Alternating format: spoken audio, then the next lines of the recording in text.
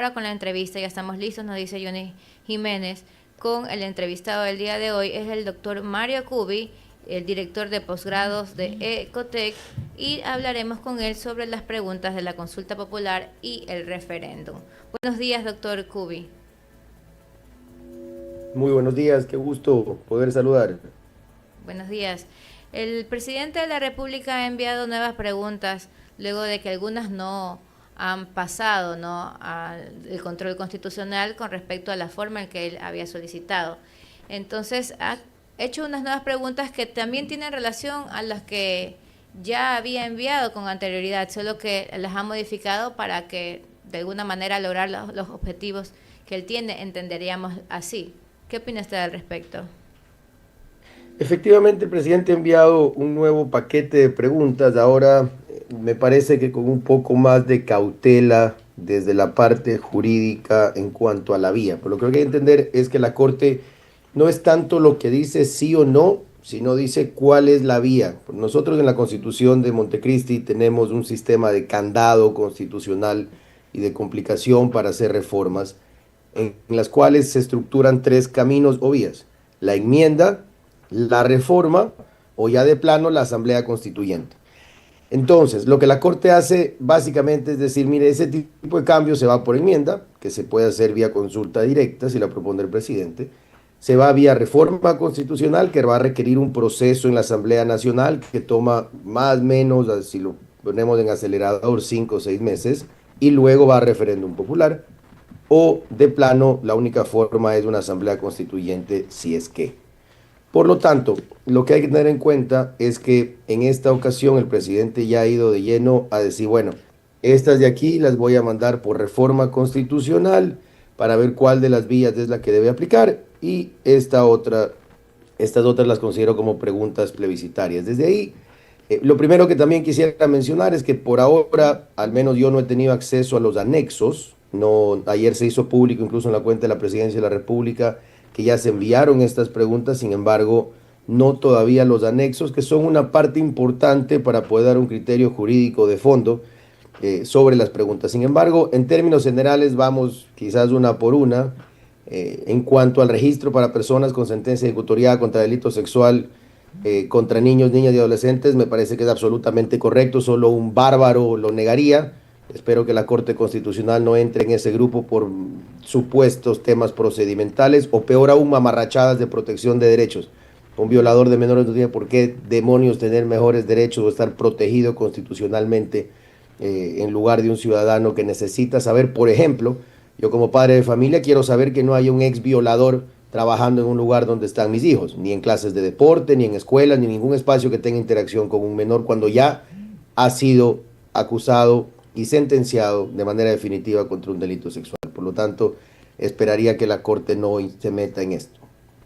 Segundo, está de acuerdo en que solo se puede declarar la inconstitucionalidad de leyes presentadas por el presidente, estados de excepción o propuestas de consulta popular eh, con el voto de 6 jueces de los 9 en lugar de 5 como es ahora. Esto me parece más un tema de forma.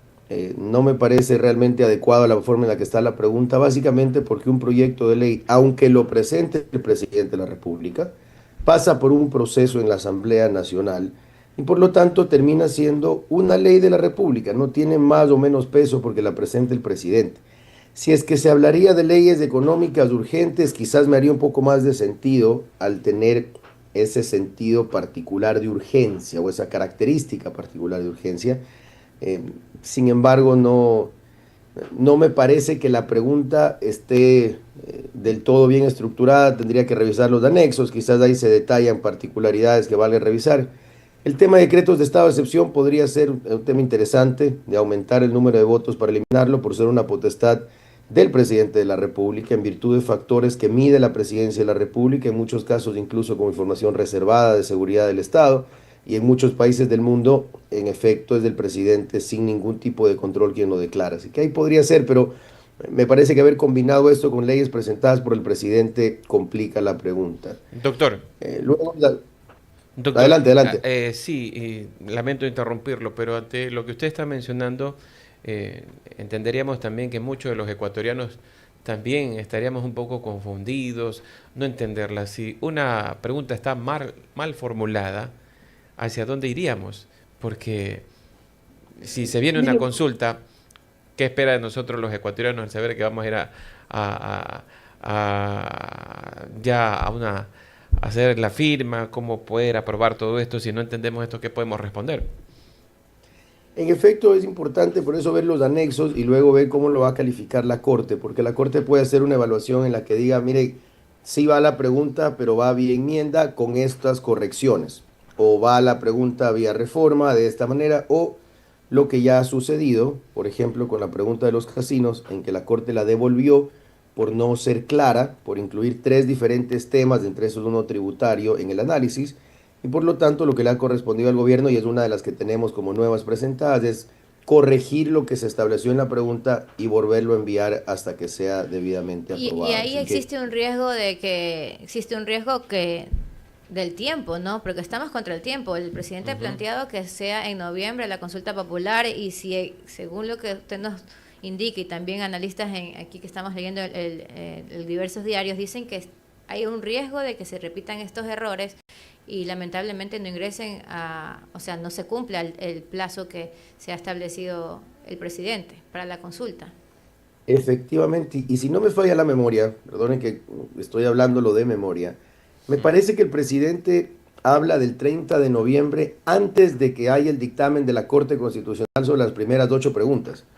Eh, Eso definitivamente, más de estas nuevas preguntas, tiene altas probabilidades de retrasar la realización de la consulta. Ahora, eso, si me preguntan, no tiene mayor cosa negativa, más allá de que el presidente haya dicho una fecha, luego otra y luego otra, que no necesariamente se ve muy bien, pero a efectos jurídicos y prácticos, de hacerla en noviembre, en diciembre o en enero, digamos que podrían algunas de las preguntas que están vinculadas al área de seguridad y de justicia retrasar un poco los cambios necesarios, pero no es que de fondo tenga un elemento negativo muy grave, ¿no? Finalmente son cosas que Ahora, hoy no existen y que se están buscando cambiar de manera correcta, me parece a mí en la mayoría. Fíjate, la tercera pregunta nueva plantea el poder juzgar y sancionar a los sí, a eso acusados de iba. delitos de Ándale. extorsión, robo y receptación, que son lastimosamente delitos extremadamente comunes y en auge, mediante procedimientos especiales y expeditos, es decir, no tener que pasar por toda la tramitología penal que a muchos garantistas les encanta el día de hoy,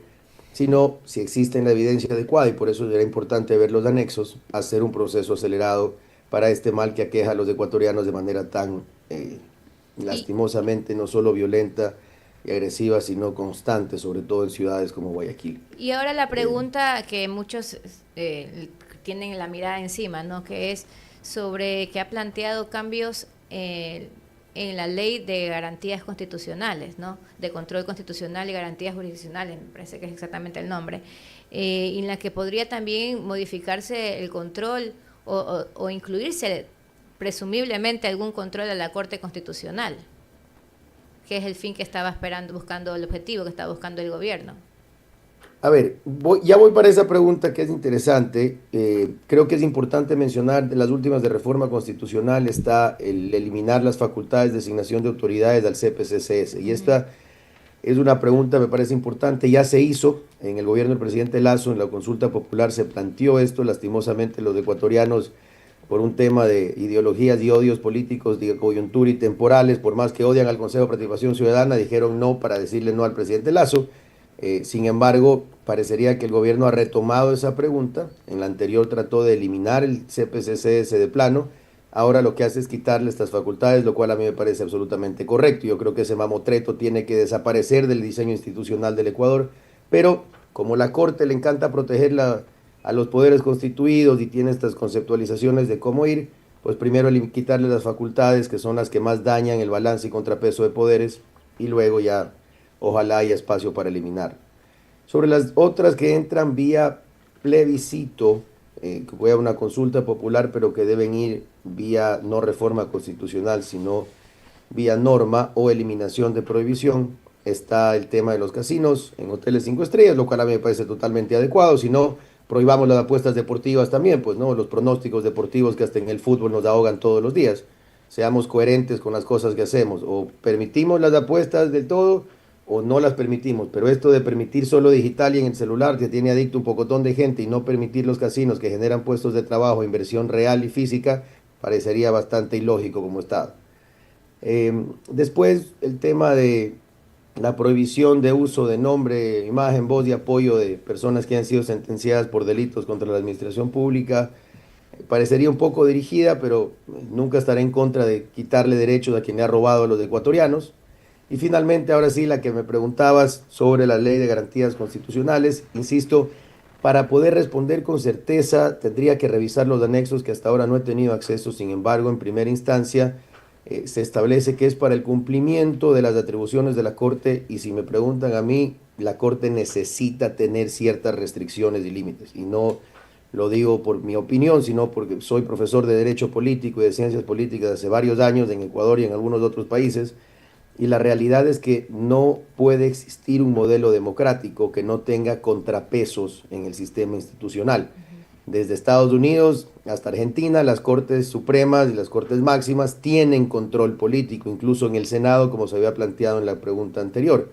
Sin embargo, como aquí tenemos a la Corte evaluando si la Corte es controlada, o sea, él mismo decide si quiere que la controlen, ya prohibió eso, y veo que el gobierno, en lugar de insistir en otra manera de hacer esa reforma, ha buscado a través de la Ley de Garantías Jurisdiccionales, que es algo legítimo dentro de nuestra estructura legal, establecer parámetros sobre cómo actúa la Corte. Y es que hay que entender que hoy la Corte Constitucional ha tomado varias decisiones, más allá de que estemos de acuerdo o no en el fondo, en las cuales se toma atribuciones que no le corresponden, temas políticos, de política pública, de cómo se debe escribir una ley, e inclusive sobre cómo deben manejarse temas de seguridad del Estado, que son potestades de los poderes ejecutivos y legislativos. Por lo La tanto, Corte Constitucional, aquí en una opinión personal, actualmente está, como diríamos coloquialmente, por encima del bien y del mal. O sea, termina a la larga decidiendo si son controlados, si no son controlados, decidiendo cómo son renovados sus propios integrantes. Podemos ver que no deslegitimamos porque no hemos visto de cerca el proceso, pero ellos mismos hacen el concurso para elegir a los jueces de la Corte Constitucional, a quienes los van a suplir, cómo van a salir, y además hasta hemos visto, al menos yo con extrañeza, que la hija de un ex juez ocupó el espacio del padre prácticamente. Entonces, pero bueno, eso habría que ver, no vamos a desmerecer sus capacidades porque seguramente las tiene, pero sí es importante, creo yo, que establecer en este momento, consultándole a usted que tiene esta experticia, cuál es el contrapeso actual de la Corte Constitucional, porque la Corte se ha pronunciado con respecto a que no puede cambiar, en la pregunta anterior que envió el Ejecutivo, no puede cambiar o no se puede dar paso a la pregunta del control político. Sin embargo, hemos visto que tiene acciones políticas y que no lo puede hacer porque es necesaria para que haya un sistema de pesos y contrapesos. Pero ¿cuál es el contrapeso de la Corte Constitucional según la Corte Constitucional? Esa es la pregunta. En efecto, hoy la Corte Constitucional no tiene un solo contrapeso, no tiene ningún tipo de verificación, porque claro, cuando la gente habla de control político y dice me cae mal la Asamblea y la Asamblea está legitimada, entramos en un concepto peligrosísimo y en un debate peligrosísimo, porque entonces ya no estamos evaluando instituciones y el modelo de contrapeso y balance entre esos poderes del Estado, sino que estamos juzgando a las personas. Como hoy los jueces de la Corte Constitucional, a varios juristas, les encanta su concepto, su criterio y sus PhDs, entonces está bien que la Corte sea superpoderosa. Y como en la Asamblea hay gente no muy capacitada, entonces la Asamblea no debería. Pero en la estructura del Estado, el legislativo es del primer poder del Estado, el que está verdaderamente representado y legitimado en democracia por el voto popular, que no es posible que 5 personas nombradas en un concurso, de paso manejado por el Consejo de Participación Ciudadana, que también es bastante odiado con gente no necesariamente electa. Pero ahí me permito interrumpirlo, ya el concurso no lo hace el Consejo de Participación Ciudadana, eso fue por la primera ocasión que se conformó en la Constitución de Montecristi. Luego de eso ya la Corte Constitucional es la que prácticamente realiza el concurso para hacer su renovación, porque se reciben las ternas de algunas funciones y luego ellos son los que manejan y determinan quiénes son los que van a ser sus suplentes.